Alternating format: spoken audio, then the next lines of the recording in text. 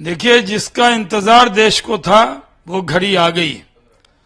मोदी जी फिर से प्रधानमंत्री बन रहे हैं। देश कह रहा था अब की बार मोदी सरकार, फिर एक बार मोदी सरकार, आएंगे मोदी, जीतेंगे मोदी, प्रधानमंत्री बनेंगे मोदी, यही देश की आवाज थी। अब आ गए मोदी, जीत गए मोदी, प्रधानमंत्री बन रहे मोदी। लगातार तीसरी बार प्रधानमंत्री बनना ये कोई छोटी बात नहीं है। भारत जैसे महान देश के महान नेता नरेंद्र मोदी फिर से प्रधानमंत्री बन रहे हैं और विपक्ष को कुछ सीटें मिल गई तो विपक्ष की भूमिका निभाए वो, क्योंकि पहले तो विपक्ष का दर्जा लायक भी सीटें नहीं थी। अब कुछ सीटें उनको मिल गई हैं, लेकिन मोदी को प्रधानमंत्री बनने से दुनिया की ये सारी ताकत मिलकर भी रोक नहीं सकी। आ गए हैं मोदी। लेकिन विपक्ष अभी कह रहा है जो 400 पार का आप नारा लगा रहे थे वो पूरा नहीं हुआ है, 300 पार नहीं कर पाए। वो विपक्ष के लोग इसी में खुश हैं। अगर हम 399 भी जीतते तो वो ये कहते कि नहीं, एक सीट हमने घटा दिया, 400 पार नहीं किए। तो वो इसमें खुश हैं कि 400 पार हम नहीं गए। हमने तो टारगेट बड़ा रखा, जनता की आवाज थी, लेकिन बन गई सरकार जनता के आशीर्वाद से और मोदी जी फिर से प्रधानमंत्री बनेंगे। पूरे देश में खुशी की लहर है।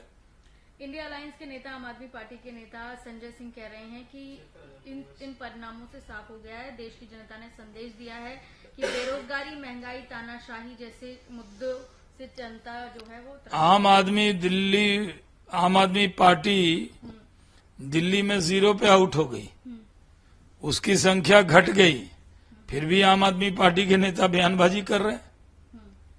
केजरीवाल जी आए थे जेल से, प्रचार करके गए। आम आदमी पार्टी थी दिल्ली में 0, फिर हो गई 0, फिर भी बयानबाजी कर रहे हैं वो। बिहार की बात करें तो आपका ये जो सहयोगी दल जेडीयू वो बीजेपी से ज्यादा सीटें लेते हुए आगे चल रहा है। हालांकि एनडीए की सीटें बढ़ रही हैं, इसी पर उनका ये भी कहना है कि जेडीयू एक बार फिर से एनडीए को अपना समर्थन व्यक्त करता है और साथ है आगे एनडीए के साथ रहेंगे। जी, जेडीयू और नीतीश कुमार जी हमारे भरोसे के साथी हैं, साथ थे, साथ हैं और साथ रहेंगे, पूरी ताकत से रहेंगे। एक नहीं अनेक बार उन्होंने कहा है, मिलकर हम लोग चुनाव लड़े हैं, इसलिए इतना अच्छा रिजल्ट हुआ है बिहार के अंदर, और बिहार का जो परफॉर्मेंस है वो बेहतरीन हुआ है। जी सर, जो कहीं ना कहीं सीटें अभी कम हुई हैं, बीजेपी की विपक्ष जो कह रहा है, जो आंकड़े बता रहे हैं, क्या लगता है आपको इसके पीछे कहाँ कमी रह गई या क्या कौन सी सीटें नहीं मिल गई? क्या कमी रहेगी? अभी तो आ गए मोदी, सरकार बन गई, मोदी जी प्रधानमंत्री बनेंगे। पूरे कार्यकर्ताओं में उत्साह है, यही इंतजार था कि मोदी जी प्रधानमंत्री बने और देश की जनता ने बहुमत दे दिया है एनडीए को, मोदी जी को, और सरकार बन रही है।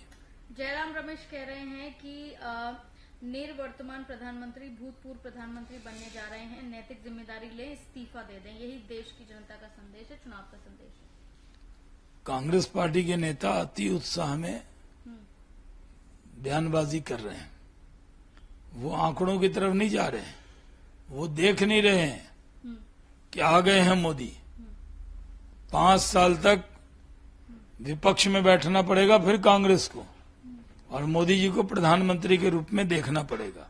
एग्जिट पोल के जो आंकड़े बता रहे थे उससे विपरीत हैं और कांग्रेस भी यही कह रही है कि अब साफ हो गया है। अब कांग्रेस इसी में खुश हो जाए, बड़ी अच्छी बात है कि एग्जिट में ये था, हम ये ले आए।